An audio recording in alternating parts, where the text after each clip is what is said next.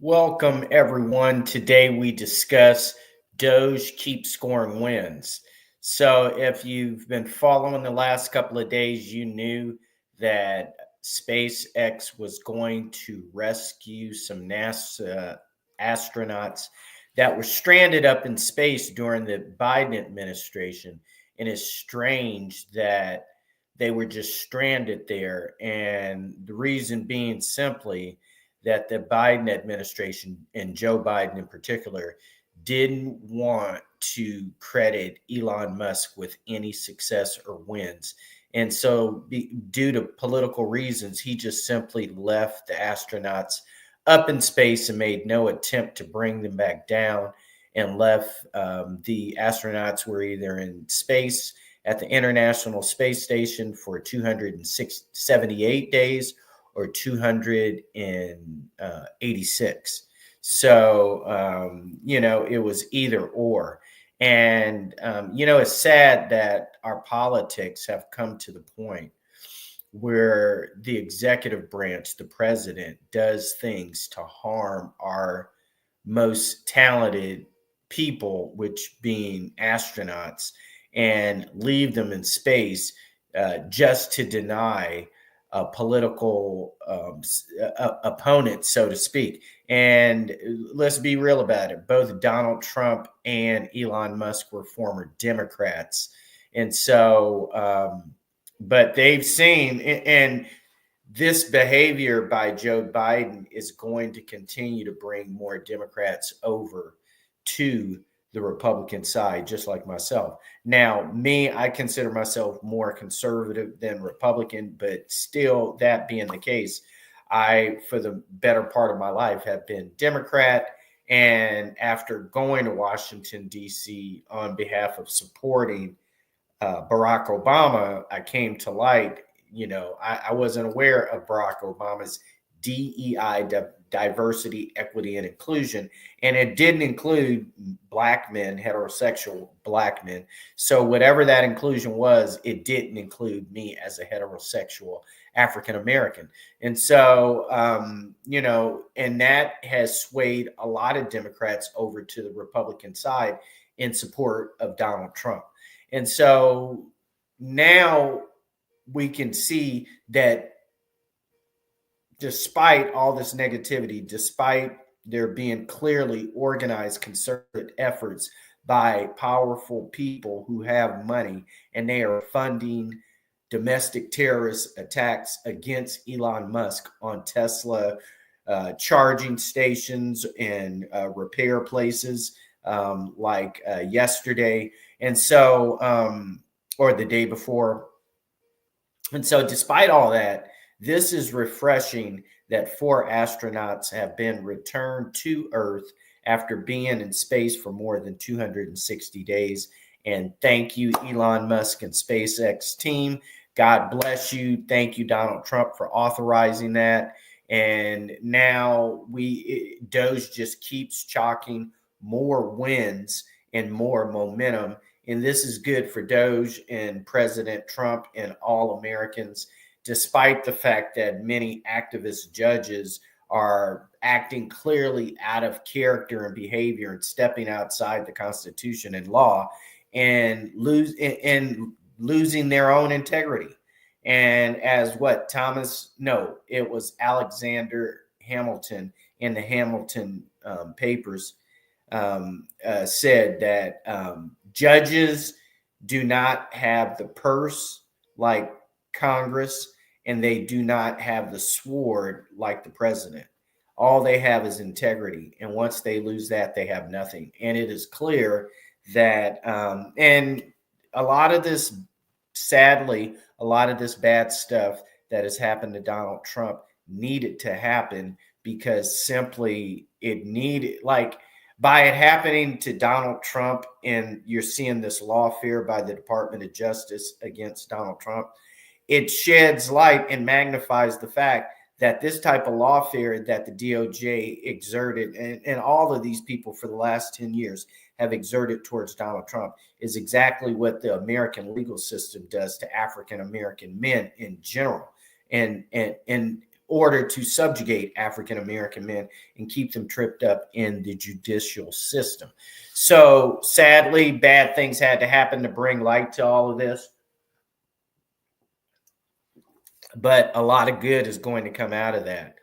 And so hats off to the SpaceX team, to Elon Musk, to Donald Trump, to everybody involved in bringing back the astronauts, the NASA astronauts, back to Earth. And now this is Wednesday. It's just going to bring the momentum downhill into the weekend.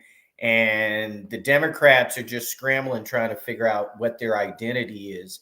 And they do not have a leader. And what they need is somebody to step. They've lost Barack Obama. It's clear by the reports we're hearing from Michelle Obama and her brother's new podcast that she has a lot of anger, and she towards Barack Obama. She's starting to express that, and it's clear that it's just a matter of time before they officially announce their divorce. And there seems to be, there's always a couple rivalry, but it seems to be out of context. And now we realize that America loved Michelle Obama when Barack Obama and Michelle Obama were in the White House. She was very quiet. The media reported favorably against her for her. But once she was out of the White House and it was Donald Trump's presidency, she began to let her feelings be known. She released a lot of negative, harsh comments, and nothing from her was positive. And it's just negativity, negativity, and negativity. And it got to the point that even Democrats moved away from her. Firstly, the thing about it, Michelle Obama had the support of Republicans. So even Republicans were in love with her, and she herself have brought this negative light upon herself, and it's from her own actions.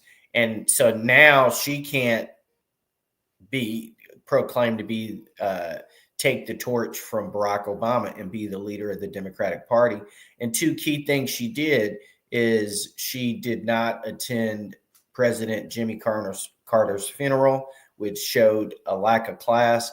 And then out of protest, she again, because she didn't want to be seated by Donald Trump. So so then again, she didn't show up to the inauguration.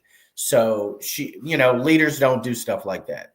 Leaders suck it up, even though they're, in protest or in opposition of somebody.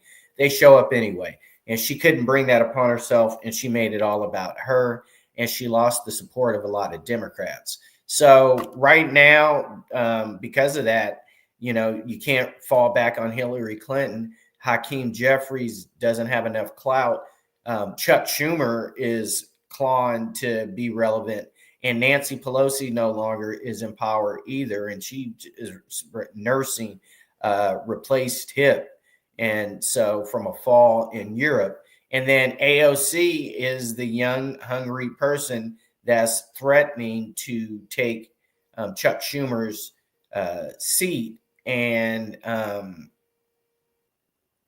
it's like, and her methods and means are crude, but they're effective. And so I wouldn't doubt that. And both Nancy Pelosi and AOC publicly voiced a lot of negativity towards Chuck Schumer, but Chuck Schumer was doing what was necessary to keep the government open. And AOC and Nancy Pelosi want to continue to play politics with the public purse. And that speaks a lot about them, volumes about them. So the Democratic infighting is just beginning, just beginning. We're only 2 months into the Donald Trump presidency. Democratic infighting is going to continue into Christmas 2025. It's just beginning. They don't have any direction. They're all blaming each other. Kamala Harris disappeared out of the spotlight, and she disappeared blaming her husband for her failed presidency instead of taking ownership and realizing that she's a nobody and nobody knows what she stands for. She doesn't know what she stands for. She never made it apparent what she stood for during the presidential campaign of 2024. And she was just a shoe-in at the last minute and couldn't appreciate that. So, it is rumored that she is going to run for governor of California. And I wouldn't doubt that, at the same way that former governor of New York, Andrew Cuomo, the bootlicker, is now running for mayor of New York. So this is like the Democrats' implosion is never ending. It's great entertainment. Grab your popcorn. I'm going to keep you informed. Like I said before, there's not going to be a lot of economic news that's going to change the market either way for the rest of the month of March 2025. But I will keep you posted. With that being said, let's just check the price of Bitcoin right now. Let's get some. So Bitcoin is down $1,029 to the price of $85,845. Ethereum, let's check Ethereum.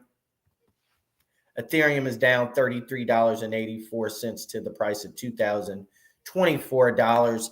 S&P, I would imagine, is going to be down as well. And it is up $25.50 to the price of $5,704. And that would imply that Dow Jones should be in the green somewhat. And Dow Jones is up $383 to the price of $41,964. So it's good to see Dow Jones Industrial Average and S&P 500 up because in general, the cryptocurrencies, Bitcoin and Ethereum, do not trade in direct correlation with S&P 500 and Dow Jones. But however, there is correlation. I would imagine at least 30%, possibly 35% correlation between the two. So with that, we're out of here. Thank you so much for being here. God bless you. We'll keep you informed.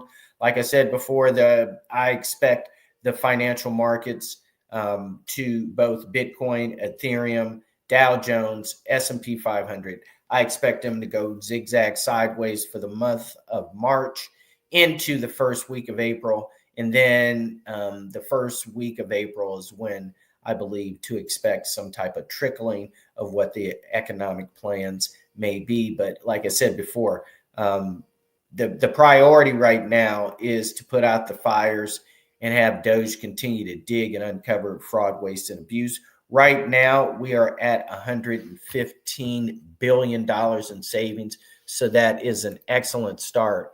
And what I said before is that that this money is going to be reallocated. So it's $115 billion. This money is just simply going to be reallocated to some worthwhile projects that Donald Trump sees can stimulate the economy. And what that'll do is that'll buy him, the remainder of the year, because they're just at the beginning unearthing $115 billion in savings. And as it's been rumored, they're looking for $2 trillion. So if they come up with $2 trillion, that will take them, through the rest of the year, and that'll buy them. They already have a budget to September, temporary budget to prevent a shutdown.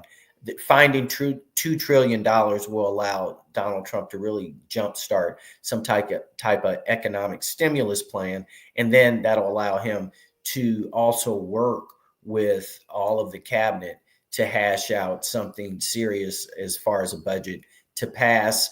I don't see it passing because they're going to go on recess right in the first week of December. So I think it's going to be tight that October and November, they just have 2 months to get a budget through. So Donald Trump, I'm sure they already have it figured out.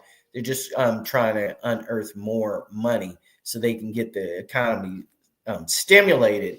And then at the meantime, they can fight and hash out as he cuts different departments. So that's another thing that must occur, is he's cutting departments so he can find money for the next proposed budget. So that needs to occur too. So with that, this is Crypto Kid TV out of here. Thank you so much for being here. I love you. God bless you. I really appreciate it.